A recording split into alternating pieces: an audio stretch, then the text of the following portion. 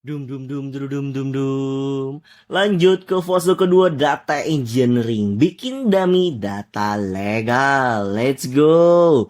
Pertanyaan yang gua akan jawab di fase ini adalah matriks apa yang dibutuhkan tim legal buat mantau risiko kepatuhan setiap cabang. Gimana cara gua bikin datanya tanpa akses ke database internal? Oke, secara garis besar kembali lagi gua akan tekankan bagian ini bukan bagian utamanya, dimana kalau teman-teman belum mengerti secara codingan pun tidak apa-apa. Karena kembali lagi seperti yang saya ingatkan, seperti yang saya selalu katakan, perihal codingan itu untuk saat ini di tahun ini seharusnya lebih mudah karena ada bantuan dari kakak Gemini ataupun Om GPT ataupun ada Claude dan ada berbagai macam keluarga-keluarga AI lainnya yang bisa kita manfaatkan. Tapi bagaimana cara kita untuk melakukan prompting, bagaimana cara kita untuk mengarahkan AI itu adalah hal yang perlu dibangun teman-teman. Oke, kita lanjut lagi. Secara garis besar apa yang saya lakuin. Nah, kalau teman-teman lihat hasil ekstraksi ini ataupun di video sebelumnya di akhir saya katakan bahwa datanya belum bersih, teman-teman. Kita masih perlu untuk melakukan beberapa hal. Contohnya kalau misalnya kita ambil data Mi Gacoan Jakarta di Dan Mogot ini, kita pun akan dapat data alamatnya. Data alamat ini nanti bentuknya akan seperti ini kalau teman-teman lihat. Oh, saya salah pencet. Nah, akan seperti ini. Address. Address. Nah, ini saya hapus dulu ya. Set. Set, oke. Nah, ini adalah data mentah yang didapatkan dari hasil scrapingan kita tadi. Penarikan data oleh si mesin yang kita minta tolong tadi. Nah, perlu diketahui di sini ternyata informasi provinsi ataupun kabupatennya belum terpisah, di mana kita membutuhkan dia memiliki kolom tersendiri, yang mana kolom itu harus jadi provinsi, atau kabupaten.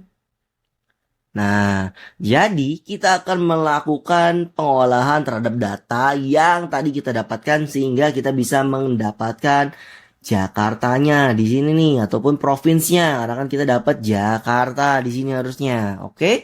Nah, itulah yang saya lakuin di tahap kedua. Tahap pertama di fase kedua, ekstraksi kota ataupun kabupaten dari alamatnya. Nah, kita melakukan regex sedikit teman-teman.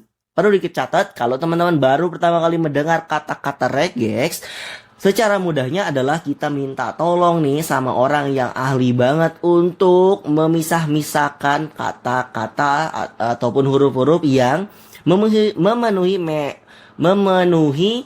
pola-pola yang kita bentuk. Kalau misalnya udah terlihat berarti itu bisa kita ambil dari sana. Kalau misalnya ada kata-kata kota, terus ada kata-kata X, berarti X-nya ini akan kita pindahkan. Kalau misalnya ada kata-kata kota Jakarta, misalnya Jakarta City ya kan. Nah, berarti si Jakartanya ini akan kita ambil secara value-nya ataupun secara nilainya ataupun si kata-kata Jakarta ini akan dipindahkan ke kolom provinsi ataupun kabupaten. Mudahnya seperti itu teman-teman. Nah, regex adalah sesuatu bahasa ya, bukan bahasa ya. Lebih ke sesuatu pola di mana bukan pola juga ya. Regex adalah sesuatu hal yang menurut saya sangat menarik dan sangat-sangat challenging untuk kita pelajari karena memang dia punya berbagai macam hal yang apa istilahnya ya, yang perlu kita pahami untuk mendapatkan huruf-huruf yang kita mau. Kalau teman-teman mau belajar regex lebih lanjut bisa banget nih, tapi kembali lagi since udah banyak banget keluarga AI sekarang belajar ataupun menyelesaikan permasalahan hari ini seperti ini bukan permasalahan yang sulit. Kita tinggal nge-prompting saja selama objektifnya jelas, alurnya jelas, dan secara runutan logika juga oke, harusnya objektif bisa tercapai. Itu dia, lanjut ada beberapa kriteria yang saya mau dia ekstrak. Kalau di sini kita nyebutnya pattern 1, 2, 3 dan pattern keempat. Kayak gitu ya teman-teman ya. Langsung masuk, kalau tadi kita udah dapet data-data yang kita mau, kita langsung masuk ke data-data yang harus kita damiin teman-teman. Harus kita manipulasi. Dan manipulasi data itu bukan artinya negatif ya teman-teman ya. Manipulasi data itu perlu banget untuk kita lakuin. Terutama kalau kita mau melamar kerja saat ingin membuat case study-nya. Karena kita mau menunjukkan bahwa kita bisa loh untuk menghandle data-data kotor ataupun data-data yang tidak sesuai. Nah, oleh karena itu kita bikin beberapa hal di mana ini bisa jadi suatu hal yang perlu kita cleansing nantinya. Kita melakukan ekstraksi terhadap kota ataupun kabupaten. Kita nambahin status IMB-nya. Apakah approve, apakah in progress, ataukah bermasalah. Terus kita tambahin tanggal kadaluarsa sewanya. Kita tambahin tingkatan sengketanya. Sedang, tinggi, rendah ya kan. Lalu ada beberapa hal lagi yang kita tambahin. Nah, baru nanti kalau misalnya data bersihnya sudah semua kita bukan olah ya, kita siapkan. Oleh karena itu kita tambahin data kotornya. Kembali lagi, karena kita ingin menunjukkan bahwa sebagai seorang data analis kita bisa loh untuk melakukan data cleansing. Nah, di sini ada beberapa hal yang saya lakuin, entah dari segi penamaannya, data bolong dan sebagainya saya masukin si data kotornya ke dalam dan harus kita find out nanti di akhir.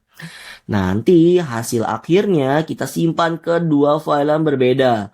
Hasil akhirnya lebih kebayangnya kayak gini. Ada ID cabang, nama cabang, alamat, kota kabupaten, provinsi dapat, status IMB-nya seperti apa, sewa berakhirnya kapan, sisa hari dari sewa terakhirnya kapan, status halalnya seperti apa, dan tingkat sengketanya. Sehingga sampai sini kita sudah buat data legal yang realistis, lengkap dengan sampah yang sengaja diinjek kita suntikan ke dalamnya.